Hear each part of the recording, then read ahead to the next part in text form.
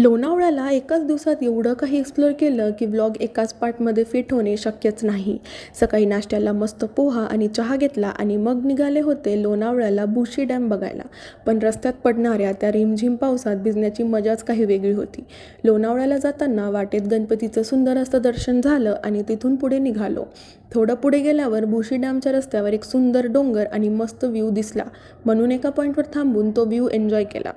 तिथे एकदम शांत सुंदर असा पाण्याचा व्ह्यू होता. मग काय मस्त फोटोज काढले आणि त्याच्यासोबत गरम गरम भुट्टा खाल्ला.